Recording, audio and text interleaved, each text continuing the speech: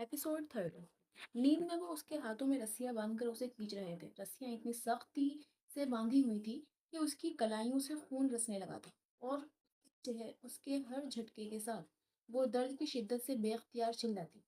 वो किसी बाजार में लोगों की भीड़ के दरमियान किसी कैदी की तरह ले जाई जा रही थी। दोनों इतराफ में खड़े हुए लोग बुलंद आवाज में कहकहे लगाते हुए उस पर आवाज कस रहे थे। फिर उन लोगों में से एक मर्द ने जो उसकी कलाइयों में बंधी रस्सियों को खींच रहा था पूरी कुव्वत से रस्सी को झटका दिया। वो घुटनों के बल उस पथरीले रास्ते पर गिरी। इमामा इमामा इट्स मी, उठ जाओ, सहरी खत्म होने में थोड़ा सा वक्त रह गया है। वो हड़बड़ाकर उठी। Bed side table lamp on किया। सालार उसके पास खड़ा नरमी से उसका कंधा हिलाते हुए उसे जगा रहा था। सॉरी, मैंने शायद तुम्हें डरा दिया, सलार ने माजरत की। वो कुछ देर तक खाली जहन के साथ उसका चेहरा देखती रही। वो गुजरे कुछ सालों में ऐसे ख्वाब देखने की आदी हो गई थी और ख्वाबों का ये सिलसिला अब भी नहीं टूटा था। वो एक ख्वाब देख रही थी। सलार ने झुककर गोद में रखे उसके हाथ को हिलाते हुए पूछा। उसे यूं लगा था वो अभी भी नींद में थी। इमामा ने सर हिला दिया। अब नींद में नहीं थी। तुम कंबल लिए बगैर सो गई, सलाद ने गिलास में पानी उड़ेलते हुए कहा। इमामा ने चौंक कर बेड पर पड़े कंबल को देखा। वो वाकई इसी तरह पड़ा था। यकीनन वो भी रात को कमरे में सोने के लिए नहीं आया था। का हीटर ऑन रहा था। वो ना वरना सर्दी लगने की वजह से जरूर उठ जाती। जल्दी आ जाओ, बस 10 मिनट रह गए हैं। वो उसे पानी का गिलास थमाते हुए कमरे से निकल गया। मुंह हाथ धोने के बाद जब वो सिटिंग एरिया में आई तो वो सहरी कर चुका था और चाय बनाने में मसरूफ था। लाउंज या किचन में और कोई नहीं था। डाइनिंग टेबल पर उसके लिए पहले ही से बर्तन लगे हुए थे। मैं चाय बनाती हूँ। वो सहरी करने के बजाय मग निकालने लगी। तुम आराम से सहरी कर लो, अभी आजान हो जाएगी। मैं अपने लिए चाय खुद बना सकता हूँ, बल्कि तुम्हारे लिए भी बना सकता हूँ। सलार ने मग उसके हाथ में लेते हुए उसे वापस भेजा। वो कुर्सी खींचकर बैठ गई। ये सब लोग सो रहे हैं। हाँ, अभी थोड़ी देर पहले ही सोए हैं। सारी रात तो बातें करते रहे हम लोग, और शायद हमारी आवाज़ों की वजह से तुम डिस्टर्ब होती रही। नहीं, मैं सो गई थी। उसका लहजा बहुत बुझा हुआ था। सलार ने महसूस किया वो उसे बहुत अपसेट लगी। क्या कोई ज़्यादा बुरा ख्वाब देखा है? वो चाय की मग टेबल पर रखते हुए कुर्सी खींच कर उसके पास बैठ गया। ख्वाब? वो चौंकी। नहीं, ऐसे ऐसे ही वो खाना खाने लगी। सुबह नाश्ता कितने बजे करेंगे ये लोग? उसने बात बदलते हुए पूछा। वो बेख्तियार हंसा। ये लोग? कौन से लोग? ये तुम्हारी दूसरी फैमिली है अब। मम्मी पापा कहो उन्हें, और इधर अनीता को अनीता। वो उसकी बात पर बेख्तियार शर्मिंदा हुई। वो वाकई कल रात से उनके लिए वही दो लफ्ज इस्तेमाल कर रही थी। नाश्ता तो नहीं करेंगे अभी, घंटा 1.5 घंटा तक उठ जाएंगे।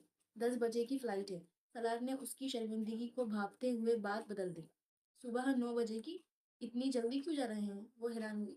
सिर्फ तुमसे मिलने के लिए आए थे ये लोग। पापा की कोई मीटिंग है आज 2 बजे, और अनीता को अपने बच्चों को मुलाजमा के पास छोड़कर आई है। छोटी बेटी तो सिर्फ 6 माह की है उसकी। वो बता रहा था। चाय पियेंगे नाश्ते के बजाय? वो तुम बना देना, मैं अभी नमाज पढ़कर आ जाऊं, फिर उनके साथ ही ऑफिस के लिए तैयार होऊंगा और उन्हें एयरपोर्ट छोड़कर फिर ऑफिस चला जाऊंगा। सलार ने जमाई रोकते हुए चाय का खाली मग उठाया और खड़ा हो गया। इमामा ने कुछ हैरानी से उसे देखा। तुम सोओगे नहीं? नहीं, शाम को ऑफिस से आने के बाद सोऊंगा। तुम छुट्टी ले लेते, इमामा ने रवानी से कहा। सिंक की तरफ जाते हुए सलार ने पलटकर इमामा को देखा और फिर बेख्तियार हंसा। सोने के लिए ऑफिस से छुट्टी ले लेता? मेरे प्रोफेशन में ऐसा नहीं होता। तुम सोए नहीं है रात को, इसलिए कह रही हूँ। वो कह रही हूँ। वो उसकी बात पर झेपती झेपती थी। मैं 48 घंटे बगैर सोए यूएन के लिए काम करता रहा हूँ, वो भी शदीद गर्मी और सर्दी में, डिजास्टर स्ट्राइकन एरियाज में। और रात को तो माँ बाप के पास बैठा परफेक्ट कंडीशनर्स में बातें करता रहा हूँ। थकता क्यों? आसान हो रही थी। अब प्लीज मग मत धोना, मुझे अपने बर्तन धोने हैं। इमामा ने चाय का मग खाली करते हुए उसे रोका। वो टी बैग निकाल कर वेस्ट बास्केट में फेंकने लगी थी। ठीक है धोएं, ठीक है धोएं। सलार ने बड़ी खुशदिली के साथ मग सिंक में रखा और पलटा। वो कूड़ेदान का ढक्कन हटाते हुए فخ ہوتی رنگت کے ساتھ ٹی بیگ ہاتھ میں پکڑ کر کسی بت کی طرح کھڑی ہوئی۔ سالار نے ایک نظر اسے دیکھا، پھر کوڑے دان کے اندر پڑا اس چیز کو جس نے اسے یوں شاکڈ کر دیا تھا، نان الکوہلک ڈرنک۔ وہ مدھم آواز میں کہتے ہوئے کچن سے باہر نکل گیا تھا۔ وہ بے اختیار شرمندہ ہوئی۔ اسے یقین تھا وہ اس کوڑے دان کے اندر بڑے جنجر ویئر کے اس خالی کین کو وہاں سے نہیں دیکھ سکتا تھا جہاں وہ کھڑا تھا۔ اس کے باوجود اس کو پتا تھا کہ وہ کیا چیز دیکھ کر سکتے میں آئی تھی۔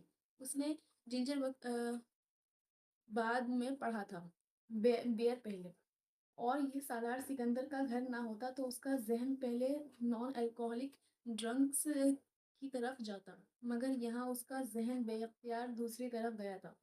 جھک جھک کڑی جھک کڑی بیگ جھک کر ٹی بیگ او جھک کر ٹی بیگ پھینکتے ہوئے اس نے نان الکوہلک کے لفظ بھی کین پر دیکھ لیے تھے۔ کچھ دیر وہیں کھڑی وہ اپنی ندامت ختم کرنے کی کوشش کرتی رہی۔ پتہ نہیں وہ کیا سوچ رہا تھا میرے بارے میں، اور سالار کو بھی واقعی کرنٹ لگا تھا۔ وہ دونوں اپنے درمیان اعتماد کا جو پل بنانے کی کوشش کر رہے تھے وہ کبھی ایک طرف سے ٹوٹ رہا تھا، کبھی دوسری طرف سے۔ اس نے آخری بار شراب 8 سال پہلے پی تھی، لیکن وہ انرجی اور نان الکوہلک ڈرنکس تقریباً ہر رات کام کے دوران پیتا تھا۔ ماما کو ویسٹ باسکٹ کے پاس شاکڈ دیکھ کر اسے یہ جاننے میں سیکنڈز بھی نہیں لگے تھے کہ ویسٹ باسکٹ میں پڑے کون سی چیز اس کے لیے شاکنگ ہو سکتی ہے۔ وہ کارپوریٹ سیکٹر سے تعلق رکھتا تھا، اور جن پارٹیز میں جاتا تھا وہاں ڈرنکس ٹیبل پر شراب بھی موجود ہوتی تھی، اور ہر بار اس مشروب سے انکار پر کسی نے پچھلے 8 سال کے دوران شاید ایک بار بھی یہ نہیں سوچا ہوگا کہ وہ جھوٹ بول رہا ہے، کیونکہ ان میں سے کوئی بھی 9 سال پہلے والے سالار سکندر سے واقف نہیں تھا۔ لیکن وہ ایک فرد جو 2 دن پہلے اس کے گھر میں آیا تھا، اس کے پاس سالار کی کسی بھی بات اور عمل پر شبہ کرنے کے لیے بڑی ٹھوس وجوہات موجود تھیں۔ یہ سب تو ہوگا ہی، ایسی حرکتیں نہ کرتا تب قابل اعتبار ہوتا۔ اب جب کہ ماضی کچھ اتنا صاف نہیں ہے تو اس پر اپنا اعتبار قائم کرنے میں کچھ وقت تو لگے گا ہی۔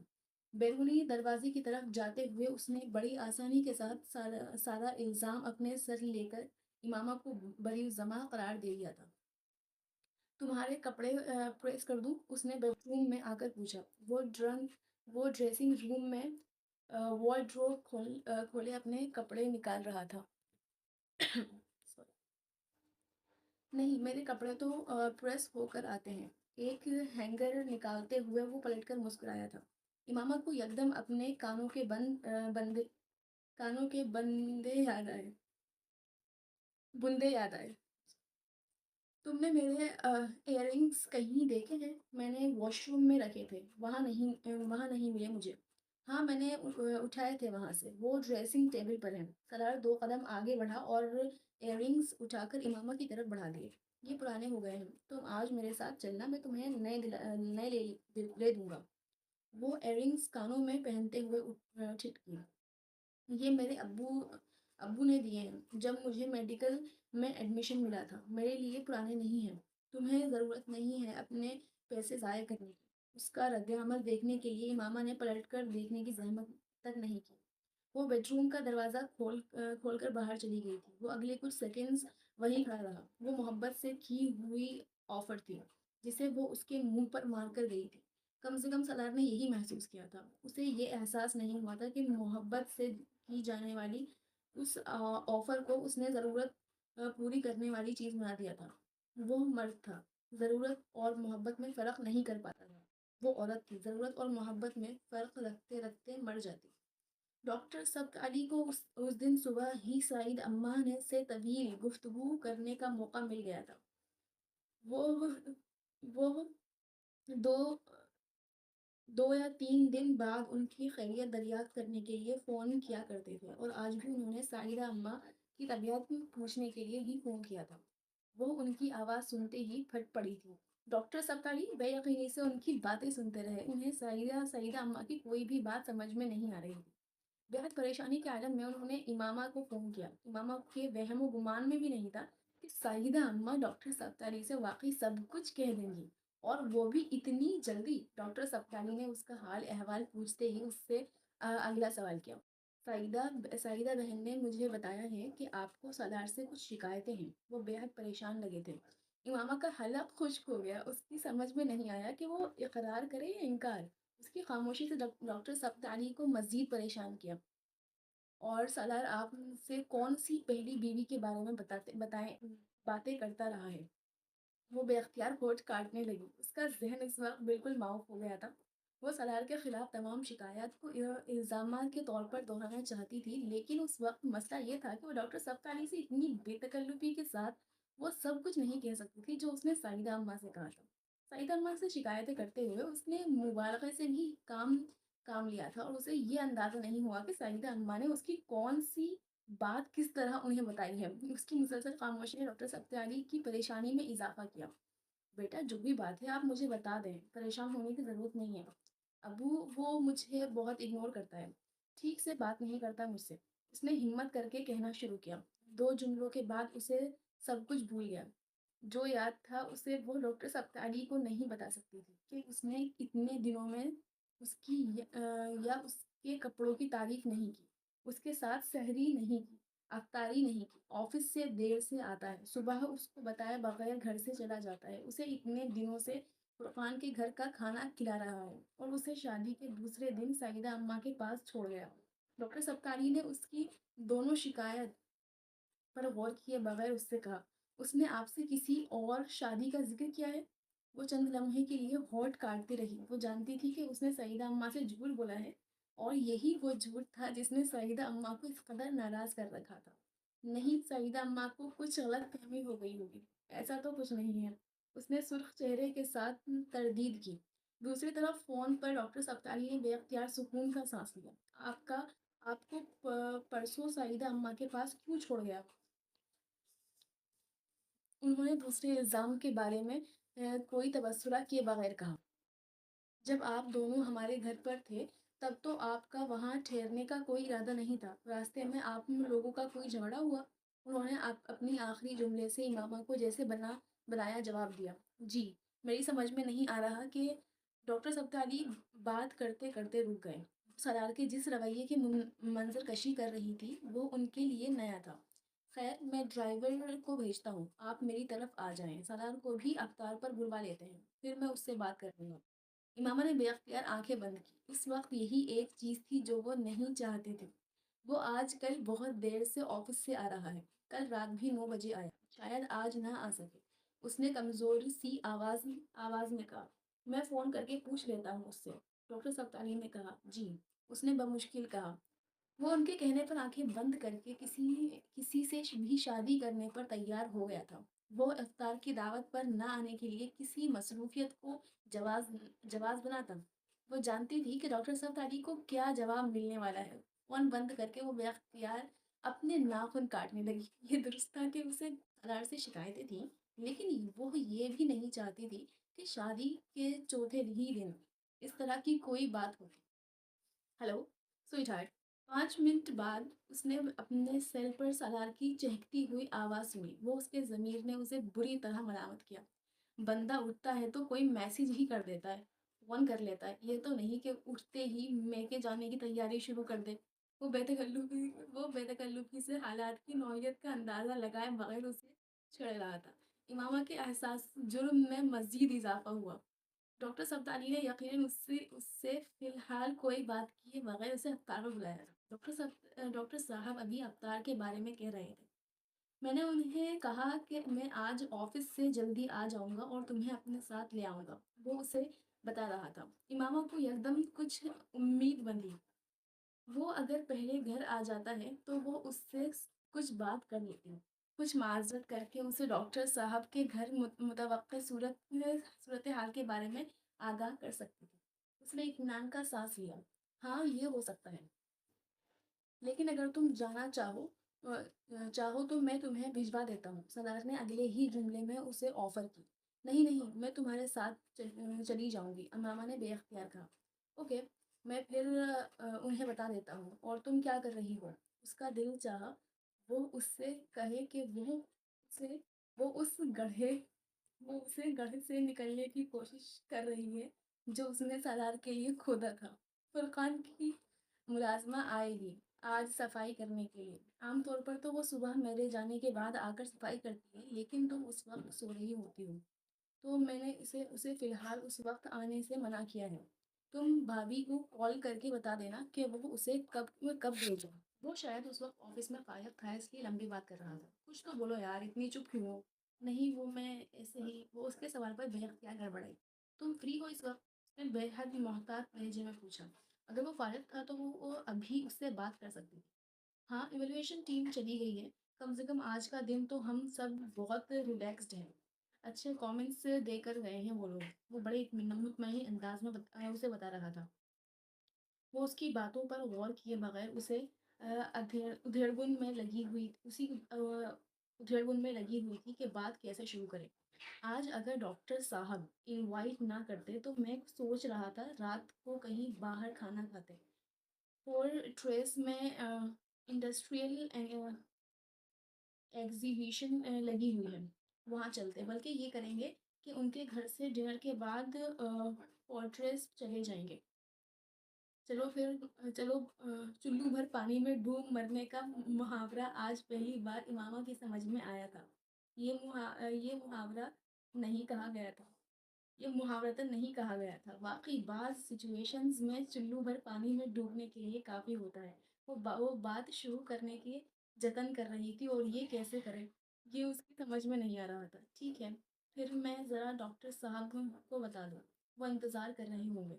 اس سے پہلے کہ وہ اسے کچھ بات کہتی، سالار نے بات ختم کرتے ہوئے کال بند کر دی۔ وہ فون ہاتھ میں پکڑے بیٹھی رہ گئی۔ وہ تقریباً 4 بجے گھر آیا تھا اور اس وقت تک یہ طے کر چکی تھی کہ اسے اس سے کس طرح بات کرنی ہے۔ سالار اوپر نہیں آیا تھا، اس نے فون پر اسے نیچے آنے کے لیے کہا۔ وہ جب گاڑی کے کھلے دروازے سے اندر بیٹھی تو اس نے مسکرا کر سر کے اشارے سے اس کا استقبال کیا۔ وہ فون پر اپنے آفس کے کسی آدمی سے بات کر رہا تھا، ہینڈز فری کان سے لگائے۔ ڈاکٹر سبکاری کے گھر کی طرف ڈرائیونگ کرتے ہوئے وہ مسلسل اس کی کال میں مصروف رہا۔ امامہ کی جیسی جان پر بن آئی تھی، اگر وہ سارے راستے بات کرتا رہا تو۔ ایک سگنل پر رکنے پر اس نے سالار کا کندھا تھپتھپاتے اور بے حد خفگی کے عالم میں اسے کال ختم کرنے کا اشارہ کیا۔ نتیجہ فوری طور پر آیا۔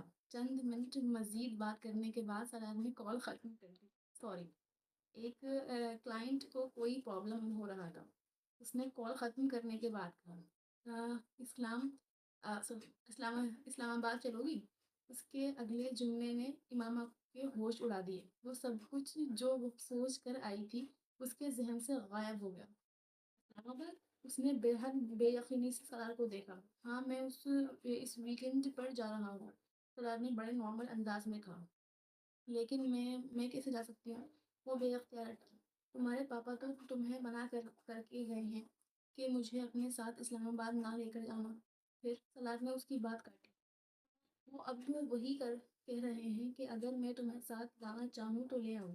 اس نے بڑی روانی سے کہا۔ وہ اس کا چہرہ دیکھ، میری فیملی کو پتہ لگ سکتا ہے، اس نے لمبی خاموشی کے بعد آخر کہا۔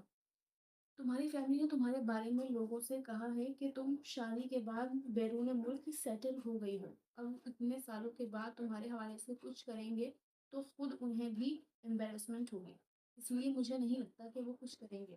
نہیں تھا، تم انہیں نہیں جانتے، انہیں پتہ چل گیا تو وہ چپ نہیں بیٹھیں گے۔ وہ پریشان ہونے لگی تھی۔ وہ وہاں کبھی کبھار جایا کریں گے، خاموشی سے جائیں گے اور آ جایا کریں گے، یار اتنا سوشلائز نہیں کریں گے وہاں۔ وہ اس کی بے فکری سے چڑھی۔ انہیں پتہ چلا تو وہ مجھے لے جائیں گے، وہ مجھے مار ڈالیں گے۔ وہ مہاوسی ہو رہی تھی۔ فرض کرو امامہ، اگر انہیں اتفاقاً تمہارے بارے میں پتہ چلتا ہو، یا یہاں لاہور میں تمہیں کوئی دیکھ لیتا ہے، تمہیں کوئی نقصان پہنچاتے ہو تو؟ نہیں پتہ چلے گا، میں کبھی باہر جاؤں گی ہی نہیں، اس نے بے ساختہ کہا۔ تمہارا دم نہیں گھٹے گا اس طرح؟ اس نے چونک کر اس کا چہرہ دیکھا۔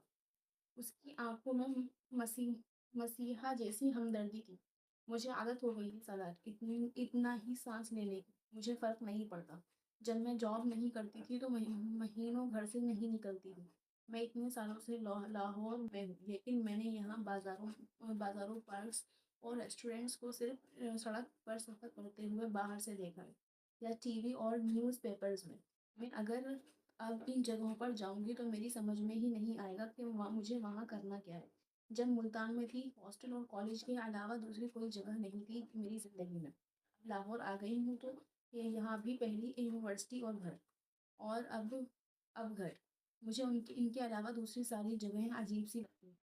مہینے میں ایک بار میں سعیدہ اماں کے گھر کے پاس ایک چھوٹی سی مارکیٹ میں ان کے ساتھ جاتی تھی۔ وہ میری واحد آؤٹنگ ہوتی تھی۔ وہاں ایک بک شاپ تھی، میں پورے مہینے کے لیے بکس لے لیتی تھی وہاں سے۔ کتاب کے ساتھ وقت گزارنا آسان ہوتا ہے، وہ پتہ نہیں اسے کیوں بتاتی گئی۔ ہاں، وقت گزارنا آسان ہوتا ہے، زندگی گزارنا نہیں۔ اس نے ایک بار پھر گردن موڑ کر اسے دیکھا، وہ ڈرائیو کر رہا تھا۔ مجھے فرق نہیں پڑتا سالار، مجھے فرق پڑتا ہے، اور بہت فرق پڑتا ہے۔ سالار نے بے اختیار اس کی بات کاٹی۔ میں ایک نارمل زندگی گزارنا چاہتا ہوں، جیسی کبھی تمہاری زندگی تھی۔ تم نہیں چاہتی یہ سب کچھ ختم ہو جائے؟ وہ اس سے پوچھ رہا تھا۔ اب نارمل لائف ہی صحیح، لیکن میں سیف ہوں۔ سالار نے بے اختیار اس کے کندھوں پر اپنا بازو پھیلایا۔ تم اب بھی سیف رہو گی، ٹرسٹ می، کچھ نہیں ہوگا۔ میری فیملی تمہیں پروٹیکٹ کر سکتی ہے۔ کیا سوچ رہی ہو؟ سالار نے بولتے بولتے اس کی خاموشی نوٹس کی۔ مجھے تمہارے ساتھ شادی نہیں کرنا چاہیے، کسی کے ساتھ بھی نہیں کرنا چاہیے۔ میں نے اپنے ساتھ تمہیں بھی مصیبت میں ڈال دیا۔ یہ ٹھیک نہیں ہوا۔ وہ بے حد اپسیٹ ہو گئی۔ ہاں، اگر تم کسی اور کے ساتھ شادی کرتی تو یہ واقعی انفیئر ہوتا، لیکن میری کوئی بات نہیں۔ میں نے تو خیر پہلے بھی تمہاری فیملی کی بہت گالیاں اور بددعائیں لی ہیں۔ ابھی صحیح، وہ بڑی لاپرواہی سے کہہ رہا تھا۔ تو پھر سیٹ بک کروا دوں تمہاری؟ وہ واقعی ڈھیٹ تھا۔ وہ چپ بیٹھی رہی۔ اس شام سالار کو ڈاکٹر سبت علی اور ان کی بیوی کچھ سنجیدہ لگے تھے، اور اس سنجیدگی کی کوئی وجہ اس کی سمجھ میں نہیں آئی۔ امامہ بھی کھانے کے دوران بالکل خاموش رہی تھی، لیکن اس کی خاموشی کو گاڑی میں ہونے والی گفتگو کا نتیجہ سمجھا۔ وہ لاؤنج میں بیٹھے چائے پی رہی تھی جب ڈاکٹر سبت علی نے اس کا موضوع چھڑا۔ سالار، امامہ کو کچھ شکایتیں ہیں آپ سے۔ وہ چائے کا گھونٹ بھرتے ہوئے ٹھٹکا۔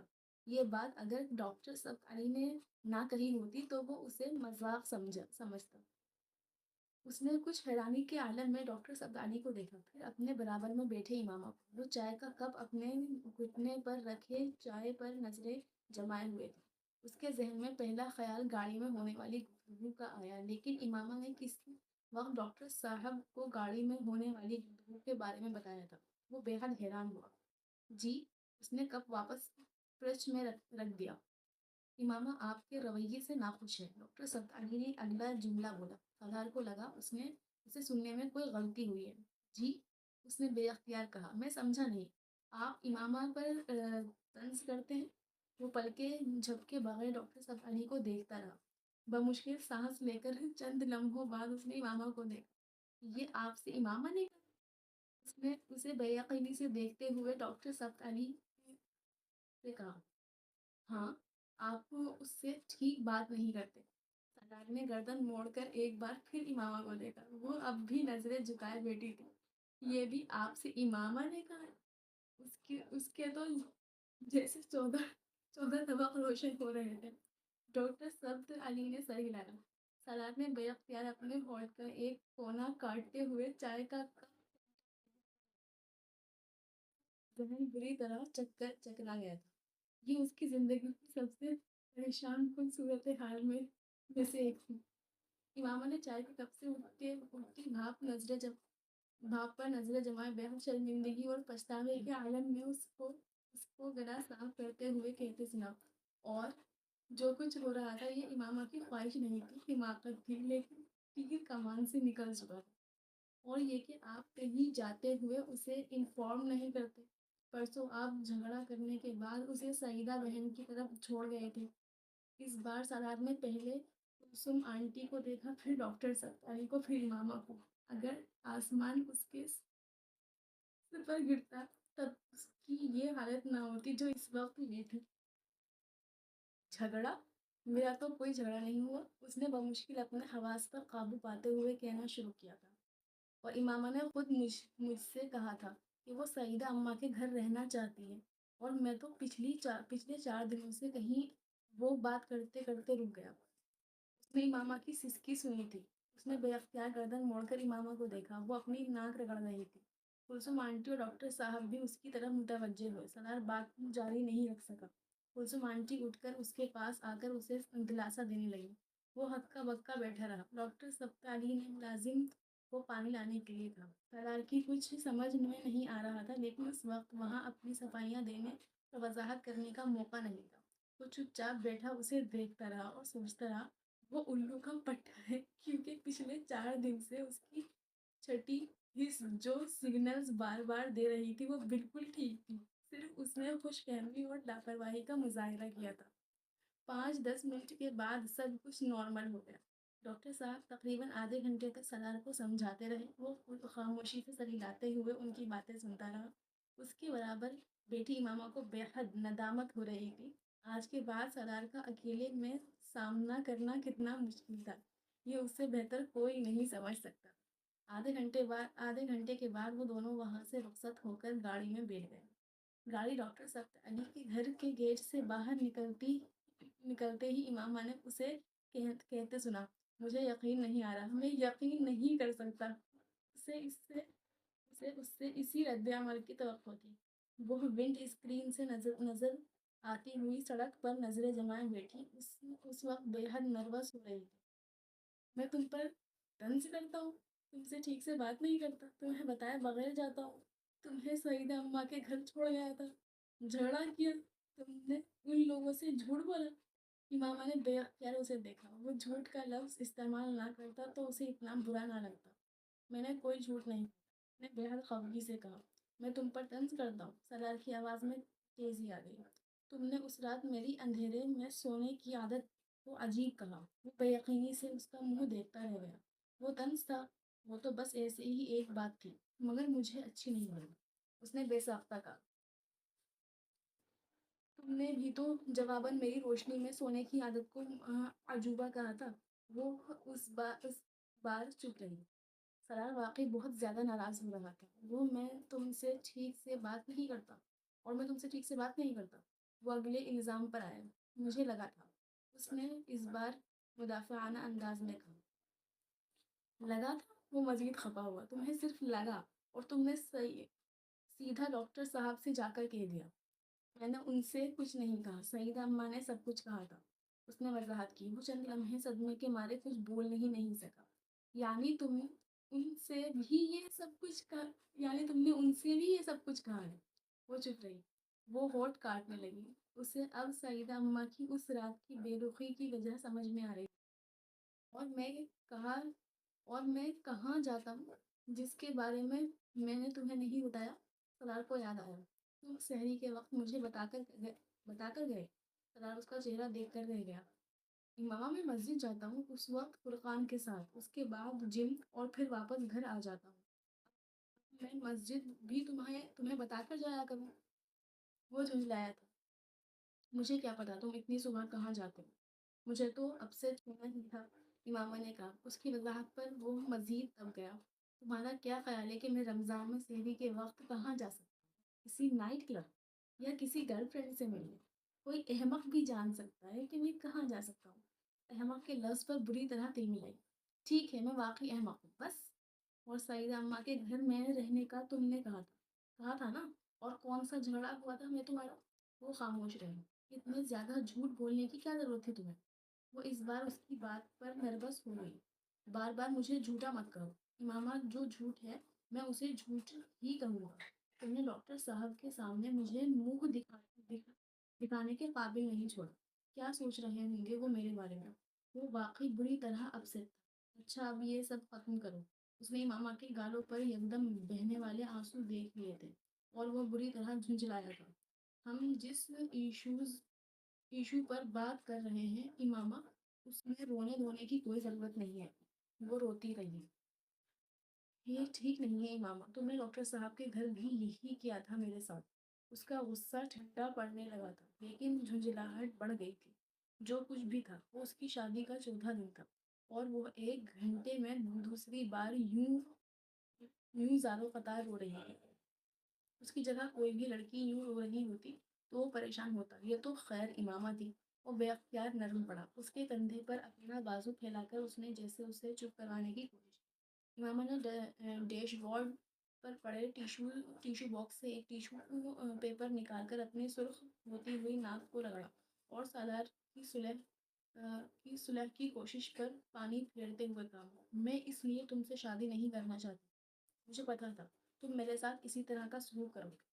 وہ اس کے جملے پر ایک لمحے کے لیے ساکت رہ گیا۔ اس نے اس کے کندھے سے ہاتھ ہٹاتے ہوئے کہا، کیسا سلوک؟ تم وضاحت کرو گے؟ اس کے لہجے میں پھر خفگی اتر آئی۔ میں نے آخر کیا ہے تمہارے ساتھ؟ وہ ایک بار پھر ہچکیوں سے رونے لگی۔ سردار نے بے بسی سے اپنی آنکھیں بند کی۔ وہ ڈرائیونگ نہ کر رہا ہوتا تو یقیناً سر بھی پکڑ لیتا۔ باقی رستے دونوں میں کوئی بھی بات نہیں ہوئی۔ کچھ دیر بعد وہ بالآخر چپ ہو گئی۔ سالار نے سکون کا سانس لیا۔ اپارٹمنٹ میں آ کر بھی دونوں کے درمیان کوئی بات نہیں ہوئی۔ وہ بیڈ روم میں جانے کے بجائے لاؤنج کے ایک صوفے پر بیٹھ گئی تھی۔ سالار بیڈ روم میں چلا گیا۔ وہ کپڑے بدل کر بیڈ روم میں آیا۔ وہ تب بھی اندر نہیں آئی تھی۔ اچھا ہے، اسے بیٹھ کر اپنے رویے کے بارے میں کچھ دیر سوچنا چاہیے۔ اس نے اپنے بیڈ پر لیٹتے ہوئے سوچا۔ وہ سونا چاہتا تھا اور اس نے بیڈ روم کی لائٹس آف نہیں کی تھی، لیکن نیند یکدم اس کی آنکھوں سے غائب ہو گئی تھی۔ اب ٹھیک ہے، بندہ سوچے، لیکن اتنا بھی کیا سوچنا۔ مزید 5 منٹ گزرنے کے بعد باوجود اس کے نمودار نہ ہونے پر وہ بے اختیار جھنجھلایا۔ 2 منٹ مزید گزرنے کے بعد وہ بیڈ روم سے نکل آیا۔ وہ لاؤنج کے صوفے کے ایک کونے میں دونوں پاؤں اوپر رکھ کشن گود میں لیے بیٹھی تھی۔ سالار نے سکون کا سانس لیا۔ کم سے کم اس وقت رو نہیں رہی تھی۔ سالار کے لاؤنج میں آنے پر اس نے سر اٹھا کر بھی اسے نہیں دیکھا تھا۔ وہ بس اسی طرح کشن کو گود میں لیے اس کے دھاگے کھینچتی رہی۔ وہ اس کے پاس صوفے پر آ کر بیٹھ گیا۔ کشن کو ایک طرف رکھتے ہوئے ماما نے بے اختیار صوفے سے اٹھنے کی کوشش کی۔ سالار نے اس کا بازو پکڑ کر اسے روکا۔ یہیں بیٹھو، اس نے تحکمانہ انداز میں اس سے کہا۔ اس نے ایک لمحے کے لیے بازو چھڑانے کا سوچا، پھر ارادہ بدل دیا۔ وہ دوبارہ بیٹھ گئی، لیکن اس نے اپنے بازو سے سالار کا بازو ہٹا دیا۔ میرا کوئی قصور نہیں ہے، لیکن آئی ایم سوری۔ اس نے مصالحت کی پہلی کوشش کا آغاز کیا۔ امامہ نے خفگی سے اسے دیکھا، لیکن کچھ کہا نہیں۔ وہ کچھ دیر اس کے بولنے کا منتظر رہا، لیکن پھر اسے اندازہ ہو گیا کہ وہ فی الحال اس کی معذرت قبول کرنے کا کوئی ارادہ نہیں رکھتا۔ تمہیں یہ کیوں لگا کہ تم سے ٹھیک بات نہیں کر رہا؟ امامہ، میں تم سے بار کر رہا ہوں۔ امامہ، تم سے بات کر رہا ہوں، اس نے اس کی خاموش رہنے پر کہا۔ تم مجھے اگنور کرتے رہے۔ ایک لمحے تو توقف کے بعد اس بالآخر کہا، اگنور؟ وہ بھوچک کر رہ گیا۔ میں تمہیں اگنور کرتا ہوں، میں کر سکتا ہوں؟ اس نے بے یقینی سے کہا۔ امامہ نے اس سے نظریں نہیں ملائی۔ تم سوچ بھی کیسے سکتی ہو یہ؟ تمہیں اگنور کرنے کے لیے شادی کی تھی میں نے؟ تمہیں اگنور کرنے کے لیے اتنے سالوں سے خوار ہوتا رہا ہوں میں، لیکن تم کرتے رہے۔ وہ اپنی بات پر مصر تھی۔ تم زبان سے ایک بات کہتے ہو، لیکن تم وہ بات کرتے کرتے رکی۔ اس کی آنکھوں میں نمی تیرنے لگی۔ تمہاری زندگی میں میری کوئی اہمیت ہی نہیں ہے۔ رکو مت، کہتی رہو۔ میں جاننا چاہتا ہوں کہ میں ایسا کیا کر رہا ہوں جس سے تمہیں میرے بارے میں اتنی غلط فہمی ہے۔ اس نے اس کی آنکھوں کی نمی کو نظر انداز کرتے ہوئے بے حد سنجیدگی سے کہا، میں نے تمہیں صبح مسجد جاتے ہوئے نہیں بتایا، آفس جاتے ہوئے بھی نہیں بتایا، اور اس نے گفتگو شروع کرنے کے لیے اسے کیوں دی۔ تم نے مجھے یہ بھی نہیں بتایا کہ تم افطار پر دیر سے آؤ گے۔ تم چاہتے تو جلدی بھی آ سکتے تھے۔ وہ رکی، اور سالار نے کوئی وضاحت کیے بغیر کہا، میں نے تمہارے کہنے کے مطابق تمہیں میسج کیا، لیکن تم نے مجھے کال نہیں کی۔ اپنے پیرنٹس کو ریسیو کرنے یا چھوڑنے کے لیے تم مجھے بھی ایئرپورٹ لے جا سکتے تھے، لیکن تم نے مجھ سے نہیں کہا۔ ٹھیک ہے، میں نے کہا تھا کہ مجھے سعیدہ اماں کے گھر چھوڑ دو، لیکن تم نے ایک بار بھی مجھے ساتھ چلنے کے لیے نہیں کہا۔ میری کتنی بے عزتی ہوئی ان کے سامنے۔ وہ بہتی آنسوؤں کے ساتھ کہہ رہی تھی۔ وہ پلک جھپکے بغیر ایک ٹک اسے دیکھ رہا تھا۔ پانی اب اس کی آنکھوں سے ہی نہیں، ناک سے بھی بہنے لگا تھا۔ وہ پوری دل جمعی سے رو رہی تھی۔ سلاد نے سینٹر ٹیبل کے ٹیشو باکس سے ایک ٹیشو پیپر نکال کر اس کی طرف بڑھایا۔ اس نے اس کا ہاتھ جھٹک کر خود ایک ٹیشو پیپر نکال لیا۔ اس نے ناک رگڑی تھی، آنکھیں نہیں۔ اور سلاد نے بڑے تحمل کے ساتھ ایک بار پھر کہا۔ وہ کہنا چاہتی تھی کہ اس نے اسے شادی کا کوئی گفٹ تک نہیں دیا۔ اس کی ایک دکھتی رگ یہ بھی تھی، لیکن اس نے تحفے کا ذکر کرنا اسے اپنی توہین لگی۔ اس نے تحفے کا ذکر نہیں کیا۔ کچھ دیر وہ اپنی ناک رگڑتی سسکیوں کے ساتھ روتی رہی۔ فلک نے بالآخر اس سے پوچھا، بس یہ ابھی کچھ اور بھی جرم ہے میرے؟ مجھے اب پتا تھا کہ تم شادی کے بعد میرے… فلک نے اس کی بات کاٹ دی۔ ساتھ یہی کرو گے؟ مجھے پتا ہے، تمہیں میرے بارے میں سب کچھ پہلے سے ہی پتا چل جاتا ہے۔ وہ اس کے جملے پر بری طرح چڑھا تھا۔ اس کے باوجود اب تم مجھے کچھ کہنے کا موقع دو گی؟ وہ چپ بیٹھی اپنی ناک رگڑتی رہی۔ اگر میں شادی کے اگلے دن آفس سے جلدی آ سکتا تو آ جاتا۔ آج آیا ہوں نہ جلدی۔ تم اپنے پیرنٹس کے لیے تو آ گئے تھے۔ امامہ نے مداخلت کی۔ اس دن میری پریزنٹیشن نہیں تھی اور میں نے تمہیں کال کی، ایک بار نہیں کئی بار۔ تم اپنا سیل فون دیکھو یا میں دکھاؤں؟ سلاد نے چیلنج کرنے والے انداز میں کہا۔ میرے میسج کرنے پر تو نہیں نا؟ اس وقت میں میٹنگ میں تھا، میرا سیل میرے پاس نہیں تھا، اور بورڈ روم سے نکل کر پہلی کال میں نے تمہیں ہی کی تھی۔ ریسیو کرنا تو ایک طرف، تم نے توجہ تک نہیں دی۔ میں نے سعیدہ اماں کے گھر بھی تمہیں کالز کی، تم نے وہاں بھی یہی کیا، بلکہ سیل ہی آف کر دیا۔ مجھے بھی ناراض ہونا چاہیے تھا۔ مجھے کہنا چاہیے تھا کہ تم مجھے اگنور کر رہی ہو، لیکن میں نے ایسا نہیں کیا۔ میں نے سوچا تک نہیں سے سمجھا رہا۔ تمہیں اپنے ساتھ ایئرپورٹ لے کر جانا تو ممکن ہی نہیں تھا۔ ایئرپورٹ ایک طرف ہے، بیچ میں میرا آفس ہے، اور دوسری طرف گھر۔ میں پہلے یہاں آتا، تمہیں لے کر پھر ایئرپورٹ جاتا، دگنا ٹائم لگتا، اور تمہارے لیے انہیں ایئرپورٹ جا کر ریسیو کرنا ضروری بھی نہیں تھا۔ وہ ایک لمحہ کے لیے رکا اور پھر بولا، اب میں شکایت کروں تم سے؟ امامہ نے نظریں اٹھا کر اسے دیکھا۔ تم نے سعیدہ اماں کے گھر پر ٹھہرنے کا فیصلہ کیا، مجھ سے پوچھنے کی زحمت تک نہیں کی۔ اس کی آنکھوں میں سیلاب کا ایک نیا ریلا آیا۔ میرا خیال تھا تم مجھے وہاں رہنے ہی نہیں دو گے، لیکن تم تو تنگ آئے ہوئے تھے مجھ سے۔ تم نے مجھے ایک بار بھی ساتھ چلنے کو نہیں کہا۔ سلاد نے بے اختیار گہرا سانس لیا۔ مجھے کیا پتا تھا؟ میں نے سوچا کہ تمہاری خواہش ہے، مجھے پوری کرنی چاہیے۔ چلو ٹھیک ہے، میری غلطی تھی، مجھے کہنا چاہیے تھا تمہیں چلنے کے لیے، لیکن کم سے کم تمہیں مجھے خدا حافظ کہنے کے لیے باہر تک تو آنا چاہیے تھا۔ میں 15 منٹ صحن میں کھڑا انتظار کرتا رہا، لیکن تم نے ایک لمحے کے لیے بھی باہر آنے کی زحمت نہیں کی۔ میں ناراض تھی، اس لیے نہیں آئی۔ ناراضی میں بھی کوئی فارمیلٹی تو ہوتی ہے نا؟ طوفان کے حوالے سے ضد کی کہ مجھے وہاں نہیں جانا، خواہ مخواہ کی ضد کی۔ مجھے برا لگا تھا، لیکن میں نے تمہیں اپنی بات ماننے پر مجبور نہیں کیا۔ وہ ایک لمحے کے لیے رکا۔ فرقان میرا سب سے زیادہ کلوز فرینڈ ہے۔ فرقان اور بھابھی نے ہمیشہ میرا بہت خیال رکھا ہے، اور یہ میرے لیے قابل قبول نہیں ہے کہ میری وائف اس فیملی کی عزت نہ کرے۔ اس کی آنکھوں میں اونڈے سیلاب کے ایک اور ریلے کو نظر انداز کرتے ہوئے اس نے کہا، امامہ نے اس بار کوئی وضاحت نہیں دی تھی۔ میں نے تم سے یہ گلا بھی نہیں کیا کہ تم نے میری پیرنٹس کو ایک دفعہ بھی کال کر کے یہ نہیں پوچھا کہ وہ ٹھیک سے پہنچ گئے یا ان کی فلائٹ ٹھیک رہی۔ وہ بڑے تحمل سے کہہ رہا تھا۔ وہ جھزبز ہوئی، میرے پاس ان کا نمبر نہیں ہے، تم مجھ سے لے لیتی اگر تم واقعی ان سے بات کرنے میں انٹرسٹڈ ہوتی۔ وہ تمہارے لیے یہاں آئے تھے، تو تمہیں اتنی ذمہ داری تو بنتی تھی نا کہ تم ان کی فلائٹ کے بارے میں ان سے پوچھتی، یا ان کے جانے کے بعد ان سے بات کرتی۔ تو تم مجھ سے کہہ دیتی کیوں نہیں کہا؟ تم مجھ سے کہہ دیتے کیوں نہیں کہا؟ میں نے اس لیے نہیں کہا کیونکہ یہ میرے نزدیک کوئی ایشوز نہیں ہے، یہ معمولی بات ہے۔ یہ ایسے ایشوز نہیں ہیں کہ جن پر میں تم سے ناراض ہوتا پھروں یا جھگڑا کروں، وہ بول نہیں سکتی، لیکن تم نے یہ کیا کہ میرے خلاف کیس تیار کرتی رہی، ہر چھوٹی بڑی بات دل میں رکھتی رہی، مجھ سے کوئی شکایت نہیں کی، لیکن سعیدہ اماں کو سب کچھ بتایا اور ڈاکٹر صاحب کو بھی۔ کسی دوسرے سے بات کرنے سے پہلے تمہیں مجھ سے بات کرنی چاہیے تھی نا۔ اس نے آنسو تھم اس کے آنسو تھمنے لگے، وہ اسے بڑے تحمل سے سمجھا رہا تھا۔ اگر میں تمہاری بات نہ سنتی تو اور بات تھی، پھر تم کہتی کسی سے بھی مجھے اعتراض نہ ہوتا۔ وقت وہ خاموش ہے، اس کی بات غلط بھی نہیں تھی۔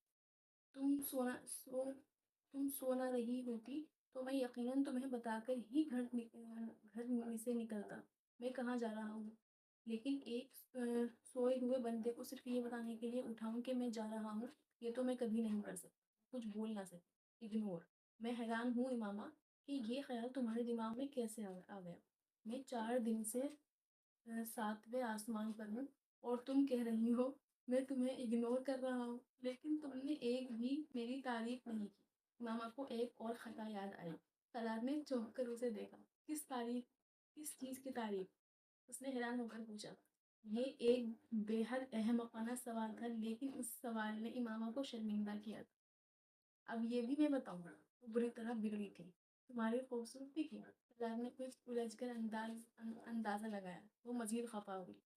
میں کب کہہ رہی ہوں خوبصورتی کی کرو، کسی بھی چیز کی تعریف کر دیتے، میرے کپڑوں کی کر دیتے۔ اس نے کہہ تو دیا، لیکن وہ شکایت کرنے پر پچھتائی۔ سلاد کی جوابی سوالوں سے نے اسے بری طرح شرمندہ کیا تھا۔ سلاد نے ایک نظر اسے پھر اس کے کپڑوں کو دیکھ کر ایک گہرا سانس لیا اور بے اختیار ہنسا۔ امامہ، تم مجھے اپنے منہ سے اپنی تعریف کرنے کے لیے کہہ رہی ہو، اس نے ہنستے ہوئے کہا، یہ جیسے اس کے لیے مذاق تھا۔ وہ بری طرح جھپ گئی۔ مت کرو یہ میں کب کہا ہے؟ نہیں، یو آر رائٹ، میں نے واقعی ابھی تک تمہیں کسی بھی چیز کے لیے نہیں سراہا، مجھے کرنا چاہیے تھا۔ وہ ایک دم سنجیدہ ہو گیا، اس نے امامہ کی شرمندگی محسوس کر لی تھی۔ اس کے کندھے پر بازو پھیلاتے ہوئے اس نے امامہ کو اپنے قریب کیا۔ اس بار امامہ نے اس کا ہاتھ نہیں جھٹکا تھا، اس کے آنسو نے دوسرے ہاتھ سے اس کا نئے ہاتھ میں لے لیا۔ وہ اس کے ہاتھ کو بڑی نرمی کے ساتھ سہلاتے ہوئے بولا، ایسی شکایتیں وہاں ہوتی ہیں جہاں صرف چند دن کے ساتھ ہو، لیکن جہاں زندگی بھر کی بات ہو وہاں یہ سب کچھ بہت سیکنڈری ہو جاتا ہے۔ اسے اپنے ساتھ لگائے وہ بہت نرمی سے سمجھا رہا تھا۔ تم سے شادی میرے لیے بہت معنی رکھتی ہے، لیکن آئندہ بھی کچھ معنی رکھے گی۔ اس کا انحصار تم پر ہے۔ مجھ سے جو گلا ہے اسے مجھ سے کرو، دوسروں سے نہیں۔ میں صرف تم کو جواب دہ ہوں امامہ، کسی اور کے سامنے نہیں۔ اس نے بے حد نپے تلے لفظوں میں اسے بہت کچھ سمجھانے کی کوشش کی۔ کبھی دوست نہیں تھے، لیکن دوستوں سے زیادہ بے تکلفی اور صاف گوئی رہی ہے ہمارے تعلق میں۔ شادی کا رشتہ اسے کمزور کیوں کر رہا ہے؟ امامہ نے ایک نظر اٹھا کر اس کے چہرے کو دیکھا۔ اسے اس کی آنکھوں میں بھی وہی سنجیدگی نظر آئی جو اس کے لفظوں میں تھی۔ اس نے ایک بار پھر سر جھکا لیا، وہ غلط نہیں کہہ رہا تھا، اس کے دل نے اعتراف کیا۔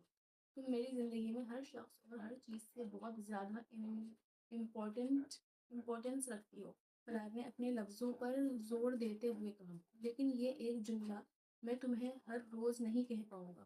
اس کا مطلب یہ نہیں کہ میرے لیے تمہاری امپورٹنس کم ہو گئی ہے۔ میری زندگی میں تمہاری لیے امپورٹنس اب میرے ہاتھ میں نہیں، تمہارے ہاتھ میں ہے۔ یہ تمہیں طے کرنا ہے کہ وقت گزرنے کے ساتھ تم اس امپورٹنس کو بڑھاؤ گی یا کم کر دو گی۔ کی بات سنتے ہوئے امامہ کی نظر اس ہاتھ کی پشت پر پڑی جس سے وہ اس کا ہاتھ سہلا رہا تھا۔ اس کے ہاتھ کی پشت بے حد صاف ستھری تھی، ہاتھ کی پشت اور کلائی پر بال نہ ہونے کے برابر تھے۔ ہاتھ کی انگلیاں کسی مصور کی انگلیوں کی طرح لمبی اور عام مردوں کے ہاتھوں کی نظر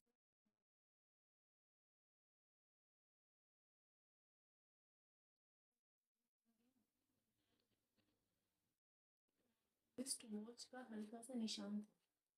وہ یقیناً بہت باقاعدگی سے رسٹ واچ پہنتا تھا۔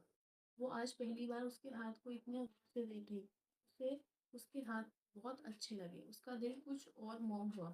اس کی توجہ کہاں تھی؟ سالار کو اندازہ نہیں ہو سکا، وہ اسے اسی طرح سمجھا رہا تھا۔ محبت یا شادی کا مطلب یہ نہیں ہوتا کہ دونوں پارٹنرز ایک دوسرے کو اپنے اپنے ہاتھ کی مٹھی میں بند کر کے رکھنا شروع کر۔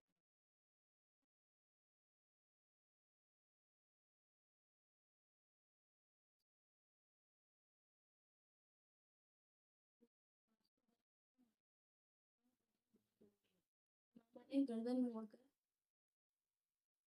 اس کا چہرہ دیکھا، وہ اب بے حد سنجیدہ تھا۔ ہم دونوں اگر صرف ایک دوسرے کے عیب اور کوتاہیاں ڈھونڈتے رہیں گے تو بہت جلد ہمارے دل سے ایک دوسرے کے لیے عزت اور لحاظت ختم ہو جائے گی۔ کسی رشتے کو کتنی بھی محبت سے باندھا گیا ہو، اگر عزت اور لحاظ چلا جائے تو محبت بھی چلی جائے یہ دونوں چیزیں محبت کے گھر کی چار دیواری ہیں۔ چار دیواری ختم ہو جائے تو گھر کو بچانا بڑا مشکل ہے۔ ماما نے بڑے حیرانی سے اسے دیکھا، وہ اس کی آنکھوں میں حیرانی دیکھ کر مسکرایا۔ اچھی فلسفی ہے نا؟ ماما کی آنکھوں میں نمی اور ہونٹوں پر ایک وقت آئی تھی۔ اس نے اس بات میں سر ہلایا۔ سرار نے اسے اپنے کچھ اور قرب کرتے ہوئے کہا، میں وہاں کا پرفیکٹ بندہ نہیں ہوں تو تمہارا پرفیکٹ شوہر کیسے بن سکتا ہوں ماما؟ شاید اللہ میری کوتاہیاں نظر انداز کر دے تو تم بھی معاف کر دیا کرو۔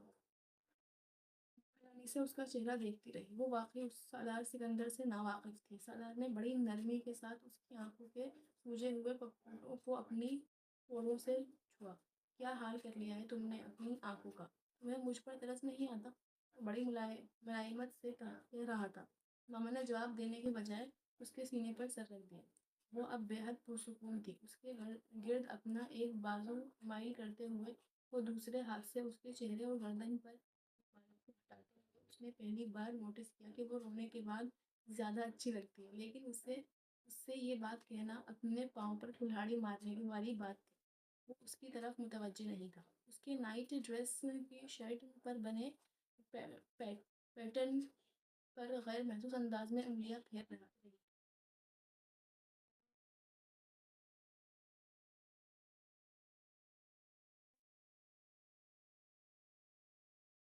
اس نے بے حد رومانٹک انداز میں اس کے کپڑوں پر ایک نظر ڈالتے ہوئے کہا۔ اس کے سینے پر حرکت کرتا اس کا ہاتھ ایک دم رکا۔ امامہ نے سر اٹھا کر اسے دیکھا۔ سالار نے اس کی آنکھوں میں خفگی دیکھی، وہ مسکرایا۔ تعریف کر رہا ہوں تمہاری، یہ ٹیپنگ ہے۔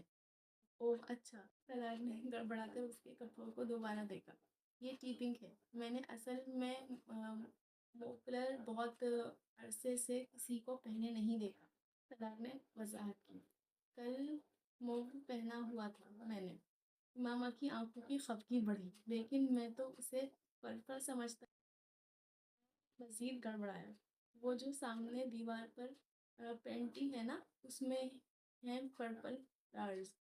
امامہ کچھ تحمل کا مظاہرہ کرنے کی کوشش کی۔